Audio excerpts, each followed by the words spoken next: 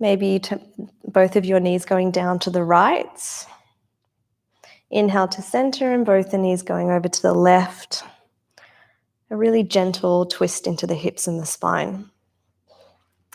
Bringing the knees back to center and the feet onto the floor. What you'll need today is some yoga blocks. If you don't have yoga blocks, you can use a lunch box or something similar, or a big thick book. Just make sure you have one of those available now for some of these movements. The first one, we're going to pop it between our thighs. We're going to squeeze the block to activate through the thighs and the quads and the glutes. Take an inhale to prepare, and exhale, lift up. So we're not going to the full expression, which is a really deep back bend. We're coming to a low bridge. So we're going to tilt the tailbone, and we're going to squeeze the glutes.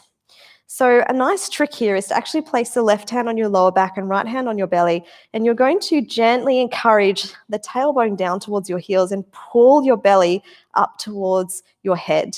So what this is starting to do is tilt the pelvis, and this is what we're trying to neutralize in this first movement. Inhale to prepare. Exhale, lift the hands up. We're going to put the fingertips together and push them together, and then protract the shoulders towards the roof. So we're not just hanging out here with everything floppy and the fingers gently touching. We're pushing the fingertips, protracting those shoulders towards the roof and lifting up. Chin comes towards chest, so the neck is nice and neutral. Keep squeezing the block, keep tilting that tailbone, pushing the heels into the floor, pulling those heels back towards you to engage through hamstrings. Inhale, we start to open the hands out towards the side.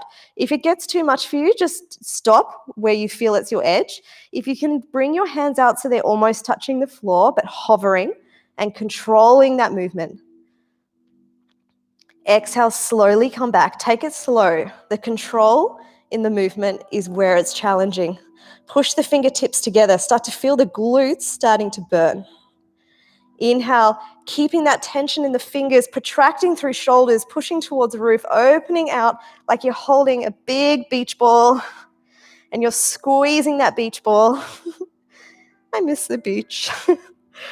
And hovering just off the floor, but not resting. Exhale, bringing those fingertips back in. Gently bring hands to floor, and upper back, middle back, lower back to floor. Remove the block. Interlace hands behind the head. We start to wake up the core. Elbows to the roof. Inhale to prepare. Exhale, lift the elbows towards your knees. Feet are flat on the floor. Inhale, reach that right hand just up over the knees. Try and lift yourself up even higher. Use your core strength, not the arms, to lift up. So if you move the hands, you're still lifted, okay? This is just to protect and hold the weight of the head. Inhale to come down. Hand comes behind the head. Inhale down. Inhale, prepare. Exhale, crunch up. The left hand reaches up. Again, the hand and the arms are not pulling your head up. They're just holding the weight of the head, and your core is doing the work. You're reaching over that left knee. Try and lift the shoulders up off the floor even more. Push the tailbone into the floor. Hands back to the head. Inhale to come down. Exhale to rise up. The right hand reaches towards the right knee. And then we're going to do the same thing as before. That hand comes out to the side, almost touching towards the floor. Try and keep the shoulders as high as you can. It's really challenging. Inhale back to center. Hand behind the head. Inhale down. Whew. So every time we move the hand away from the axis, it gets more difficult. Inhale, prepare. Exhale to rise. Left hand reaches over left knee. Those shoulders rise up off the mat. Inhale, and we start to rise that hand out to the side, floating off the floor. Oh my Lord, if you did Brave Sculpt, you might be feeling this extra. Inhale back to center, hands behind the head, drop down. One more each side. Inhale, prepare. Exhale, rise. Right hand reaches over right knee. Inhale, hand opens out to the side. Try and keep the shoulders up off the floor. Hold the weight of the head with the left hand. Inhale back to center, hand behind the head, and down. Breath in. Exhale, one more. Rise up, left hand reaches. Inhale, left hand goes out towards the side. Take it as far as feels your edge. Inhale back to center, reach a little further, hand behind the head. Inhale, lower. Nice job. Rock forward and back. And when you'll get enough momentum, Coming onto hands and knees. Coming into an early dolphin, we're going to really wake up that shoulder strength. Coming down onto your elbows, grab your biceps, give them a little squeeze, give yourself some credit. Hands out. We're going to tuck the toes and start to straighten the legs. It's okay if the knees are bent. That's all right if you've got tight hamstrings. Look towards your heels.